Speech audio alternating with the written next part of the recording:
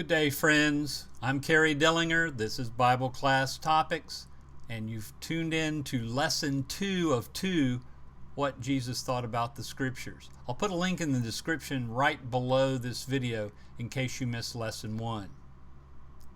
We're looking at Matthew 4:4 as kind of our text, when Jesus said, "Man shall not live by bread alone, but by every word that proceeds from the mouth of God." No one then can ignore the Bible. We had much to say about this in Lesson 1. Those who have rejected the Bible, of course, have called it worthless. They've laughed at it. They've scorned it. But what did Jesus think about the Bible? We've talked about that already in the first lesson, but we want to continue that discussion as we go through Lesson 2. In Lesson 1, we see Jesus taught, 1, the Bible comes from God, and 2, to reject the Bible is to reject Jesus and His Word. Let's move ahead and let's talk about, is the Bible our sole authority? Jesus believed that it was and is. The Bible cannot simply be a good storybook or just a history book from God. The Bible not only claims to be from God, but it also claims to be the sole authority to guide our lives through this world and into the next. The psalmist said this in 119, 9 through 16, "How can a young man cleanse his way? By taking heed according to your word. With my whole heart I've sought you. Oh, let me not wander from your commandments. Your word I've hidden in my heart that I might not sin against you. Blessed are you, O Lord. Teach me your statutes. With my lips I have declared all the judgments of your mouth. I have rejoiced in the way of your testimonies. As much as in all the riches I will meditate on your precepts and contemplate your ways. I will delight myself in your statutes. I will not forget your word." Those men who mock and scorn and laugh at the Bible do so not much from an unbelief, but from convenience. Many do it from convenience because many atheists choose to be atheists because it's convenient rather than conviction. These people simply do not want to obey and follow God's word. They do not want the authority of God's word to be upon their head. Well, what did the master teacher teach about the authority of God's word? Let's start by looking at questions and disputes. Time and again through the Lord's life, people came to him with questions and tried to entrap him. The Lord invariably referred to the Scriptures as the final authority, the infallible standard against which there was no appeal. When people came to him with questions, his first response would be to answer with, "What is your reading of it?" Or, "Have you not read?" For example, concerning the Sabbath in Matthew 12 verses 1 through 8, at that time Jesus went through the grain fields on the Sabbath. His disciples were hungry and they began to pluck the heads of grain to eat, but when the Pharisees saw it, they said to him, "Look, your disciples are doing what is not lawful to do on the Sabbath." And he said to them, "Have you not read what David did when he was hungry, and those who were with him, how he entered the house of God and ate the bread of the presence, which was not lawful for him to eat, nor for those who were with him, but only for the priest? Or have you not read in the law how on the Sabbath the priests in the temple profane the Sabbath and are guiltless? I tell you, something greater than the temple is here.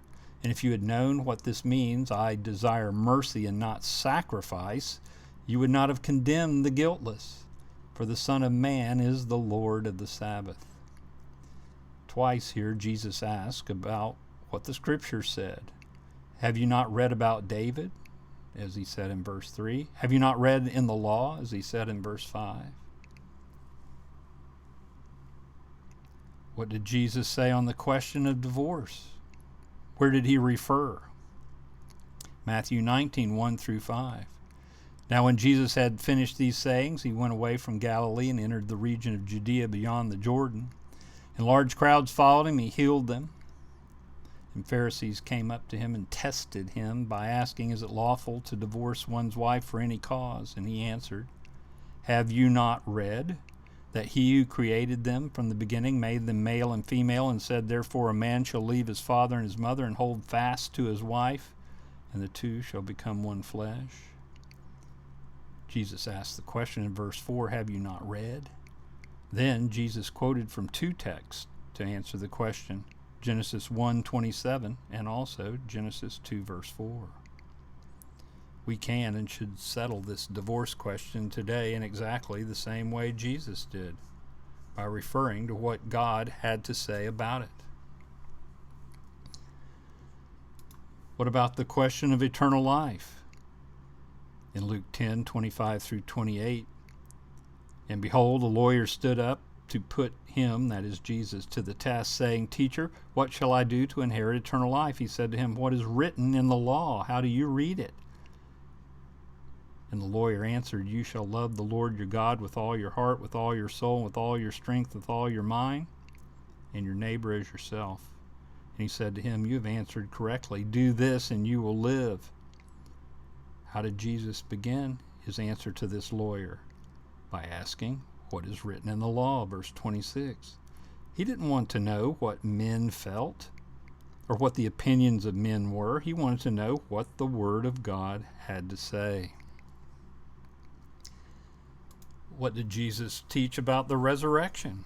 Matthew 22:23 through 33, "The same day Sadducees came to him, who say there is no resurrection. They ask him a question, saying, 'Teacher, Moses said, if a man dies and having no children his brother, then must marry the widow and raise up offspring for his brother. Now there were 7 brothers among us. The first married and died, and having no offspring left his wife to his brother.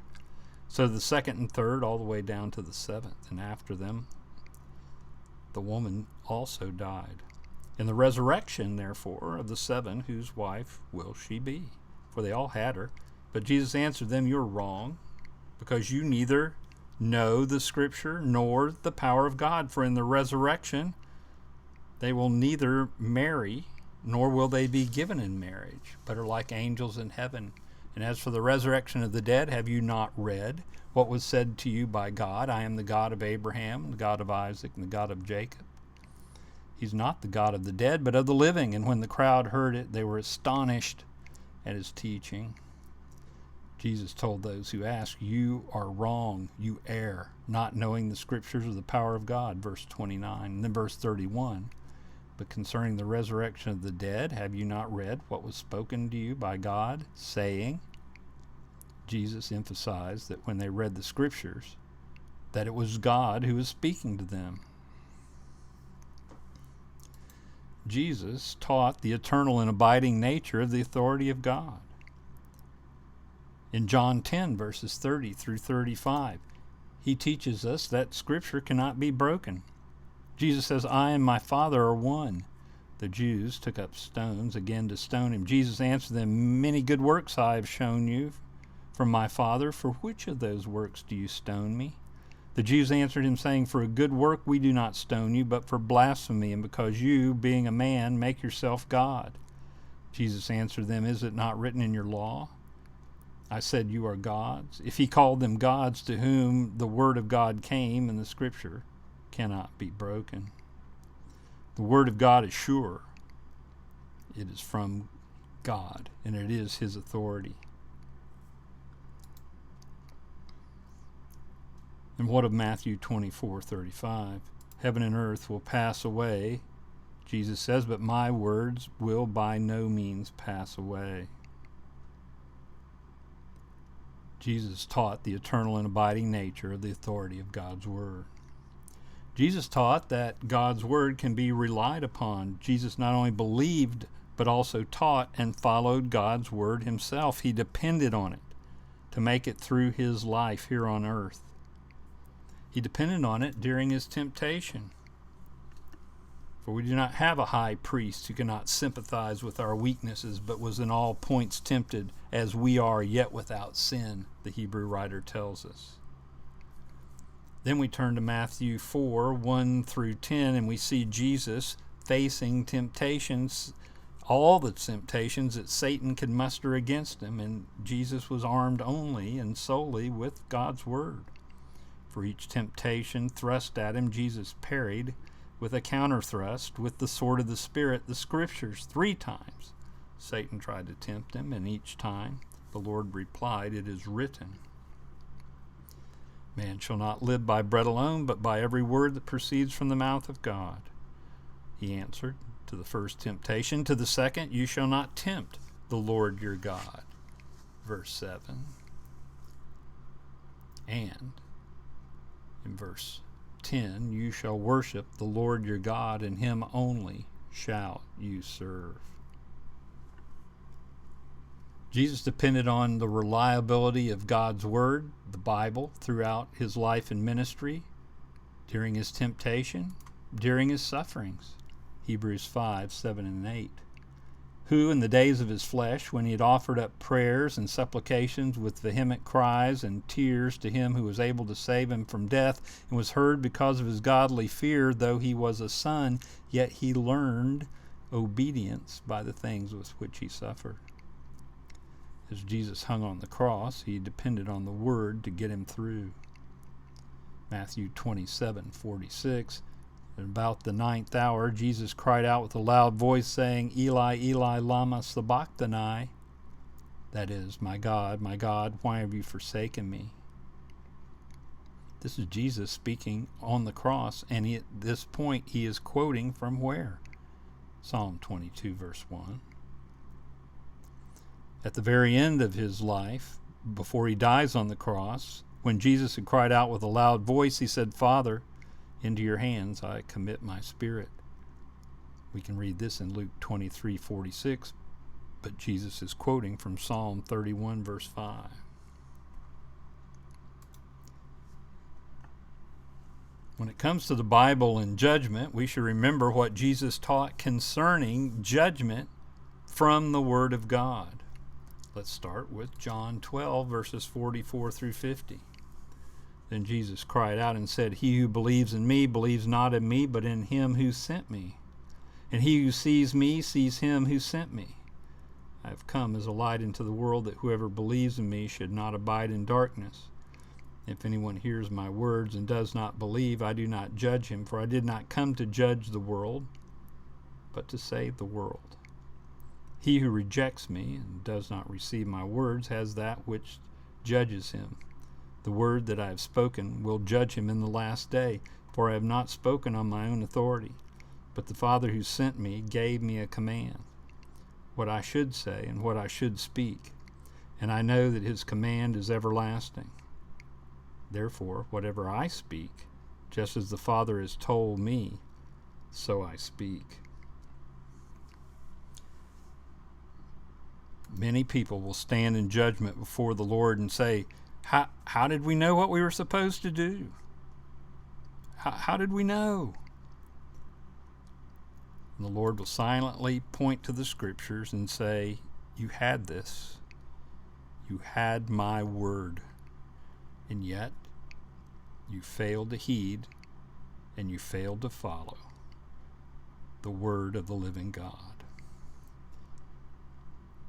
Jesus thought and taught that the Scriptures are from God, all true, our sole authority. They're to be relied upon, and they will judge us.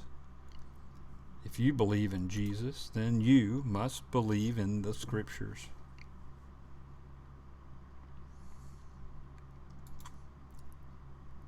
Thanks to Wayne Greason for providing this outline. You can find a copy of it and download it for your own use at padfield.com. The photo we used in this lesson of the man reading the Scriptures was provided by Marar Adius over at pexels.com. I'll put a link to padfield.com and also to pexels.com in the description below. Thank you so much for studying with me in this 2-part series of lessons concerning what Jesus thought about the Scriptures. And of course, we always ask you to like the videos, subscribe to the channel, make a comment, and share a link. if you would. It would be greatly appreciated. We hope to study with you again next week. Let's keep each other in our prayers. Until then, may God bless.